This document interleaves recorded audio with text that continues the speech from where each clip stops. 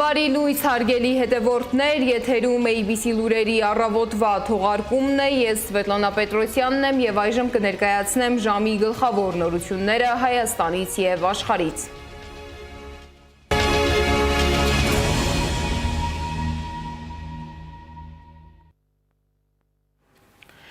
Այսօր Բաքվից նավթամթերքի երկրորդ խմբաքանակն է ուղարկվելու Հայաստան։ Այն ներառում է 1000 տոննա 92 օկտանային բենզին, 1000 տոննա դիզելային վառելիք և 1800 տոննա 95 օկտանային բենզին։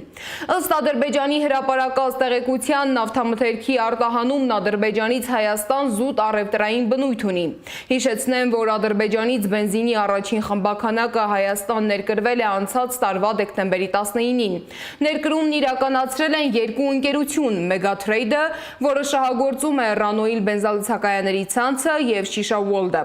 Արդեն գիտենք, որ Ռանոիլը պատկանում է իշխող քաղաքացիական պայմանագիր խմբակցության падգամավոր Խաչատուր Սուքիասյանի ընտանիքին, իսկ երկրորդը Շիշա Ուոլդը ըստ իրավաբանական անձանց պետական ռեգիստրի 100%-ով պատկանում է Սամվել Վահագնի Մկրտչյանին։ Թրիփ նախագծի իրականացման, նաև երկուստեք հետաքրքրություն ներկայացնող այլ հարցեր են քննարկվել Հայաստանում։ Հայաստանում ԱՄՆ արտակարգ և լիազոր դեսպան Քրիստինա Քվինը Հայաստանից մեկնելուց առաջ հանդիպել է Նիկոլ Փաշինյանի հետ։ Քննարկել են թրիփ նախագծի իրականացման, նաև երկուստեք հետաքրքրություն ներկայացնող այլ հարցեր։ Դեսպանը համոզմունք է հայտնել, որ առաջիկայում ևս Հայաստան-ԱՄՆ գործակցությունը կզարգանա բոլոր ուղղություններով։ Իսկ հունվարի 1-ից գործող պարտադիր առողջապահական ապահովագրությունը ոչ թե թեթևացրել է քաղաքացիների հոգսը, այլ բերել է անորոշություն և առաջացրել է բազմաթիվ հարցեր։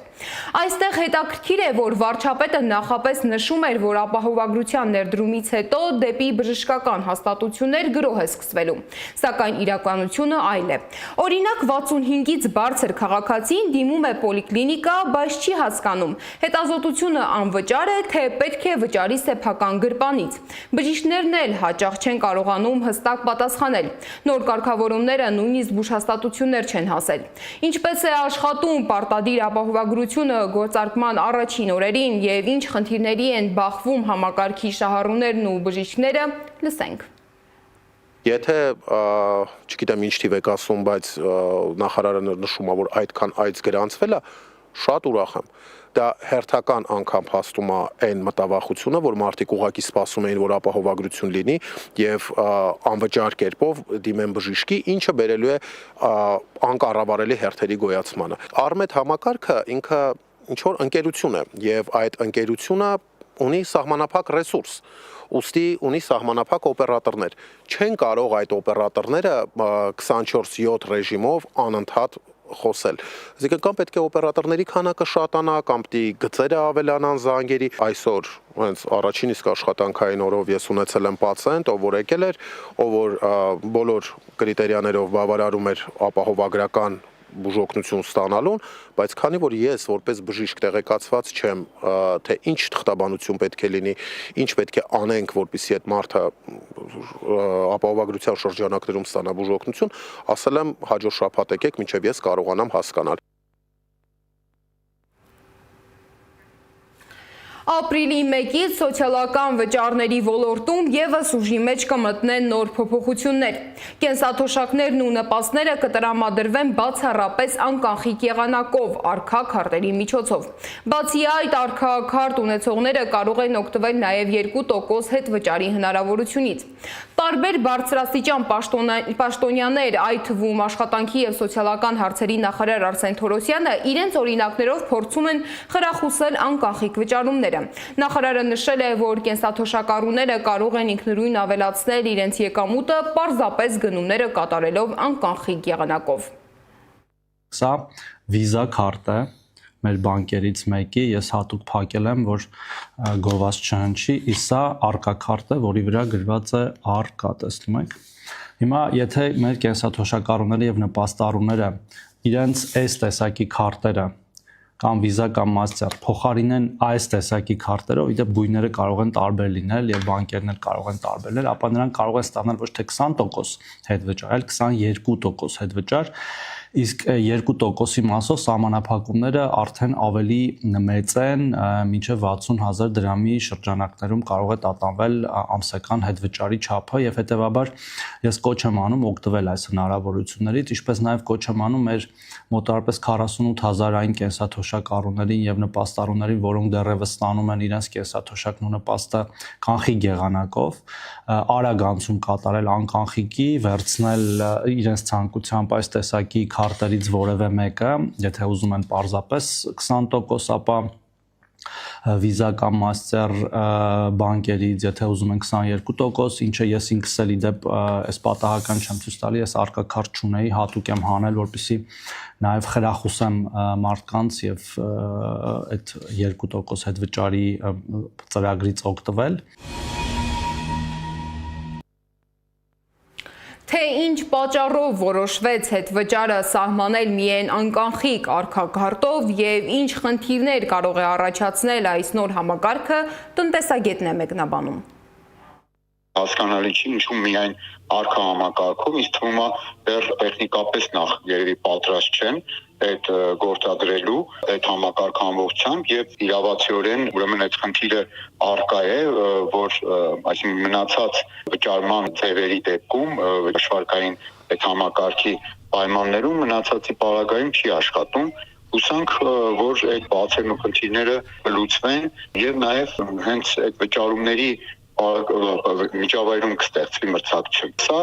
իրապես խնդիր է եւ երկրորդ խնդիրը նաեւ այդ սահմանափակումներն են։ Գիտեք, օրինակ, մինչև 1000 դրամանոց ուրեմն գործարքների դեպքում չի այդ վճար գանձվում կամ ամսվա կտրվածքով նաև գումարի հետ վճարի սահմանափակումներ կան։ Դրանք եւս, այսպես ասենք, հասկանալի չեն եւ այս առնվազն վիճելի են նաեւ այդ սահմանափակումները, ասենք օրինակ մարդը գնում է կատարում եւ իր, ասենք, օրվա ծախսը միայնակ կենսաթոշակառու է եւ իր օրվա ծախսը ենթադրենք տվյալ օրվա դրությամբ 1000 դրամը չի գերազանցում։ Դրանից հետվճար ինքը չի ստանա 2%-ի մասով։ Մինչ սոցիալական եւ առողջապահական համակարգերում փոփոխություններ են արվում, կրթության ոլորտում նույնպես ուշադրության կարիք կա։ ԿԳՄՍ նախարար Ժաննա Անդրեասյանը տարվա ամփոփիչ ասուլիսը անցկացրել է Աբովյանի համար 2 հիմնական դպրոցում, որտեղ եւ նշել է, որ մեր դպրոցները պաշտպանելու կարիք կա, քանի որ թմրանյութերը դարձել են մեր իրականության մաս։ Մենք այս ուսումնական տարին հայտարարել ենք անվտանգ եւ ապահով կրթության տարի, նպատակ ունենալով նաեւ բարձրացնել մեր երեխաների իրազեկվածությունը եւ մեր ուսուցիչների իրազեկվածությունը տարբեր հարցերից։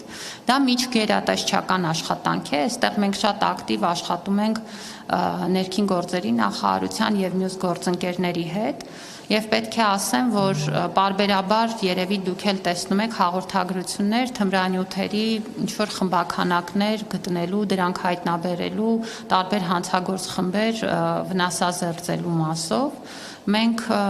ինչ կարող եմ ասել, մենք մեր կողմից շատ աչալուրջ ենք, մեր բոլոր դպրոցները վստահաբար տեղեկացված են։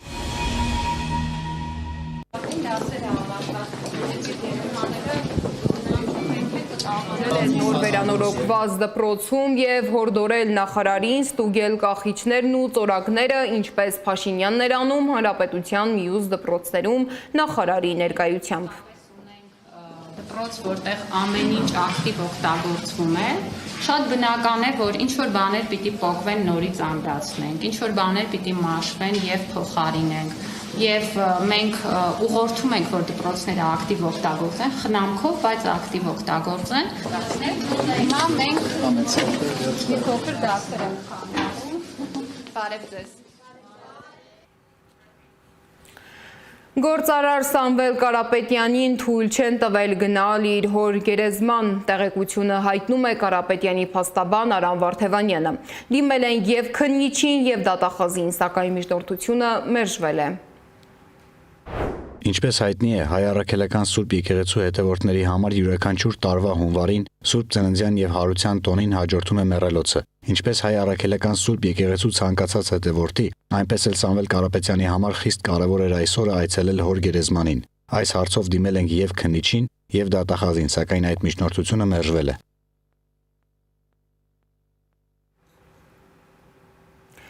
Իսկ 2 տարվա ազատազրկման դատապարտված Շիրեկի թեմի առաջնորդ Միքայել arczepiskopos Աջապահյանի փաստաբանական թիմը պատրաստվում է դիմել մարդու իրավունքների եվրոպական դատարան։ Միքայել Սրբազանը դեռ հիվանդանոցում է, նրա առողջական վիճակը բավարար է։ Մեծ զրույցում հայտնել են Իզմիրլյան բժշկական կենտրոնից։ Միքայել Սրբազանը հետվիրահատական բուժում է ստանում, դուրս գրման մասին դեռ խոսք չկա։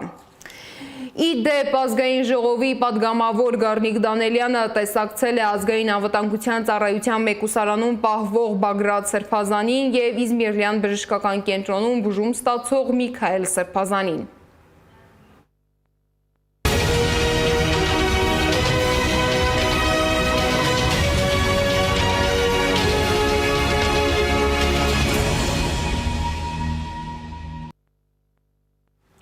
Երեկվանից վիճակը Սիրիայում կտրուկ սրվել է։ Ռազմական գործողությունների գլխավոր թատերաբեմը Հալեպի հայաբնակ թաղամասերի հարևանությամբ է։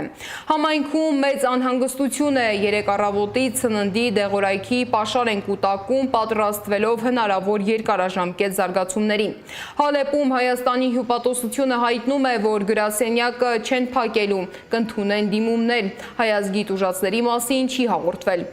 Հալեպահայ մեր զրուցակիցը պատմում է, որ փակել են դպրոցները, պետական հաստատությունները և օդակայանը։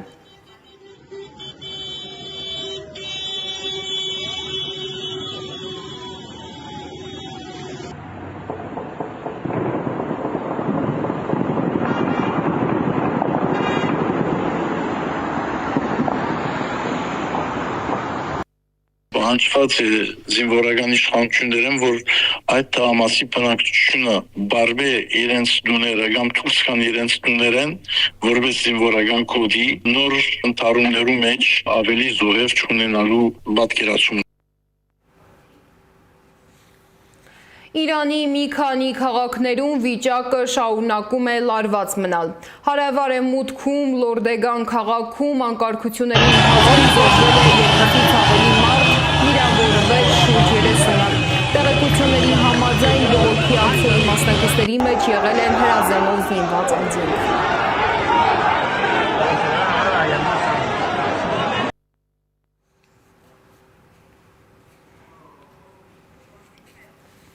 Ուկրաինայի նախագահ Վլադիմիր Զելենսկին հույս ունի մոտ ապագայում հանդիպել ԱՄՆ նախագահ Դոնալդ Թրամփի հետ։ Նրա խոսքով հանդիպումը հնարավոր է կայանա Վաշինգտոնում։ Մեկնաբանելով Ֆրանսիայի մայրաքաղաքում կայացած գագաթնաժողովի արդյունքները, Զելենսկին նշել է, որ դաշնակիցներից այդպես էլ որևէ հստակ պատասխան չի ստացել։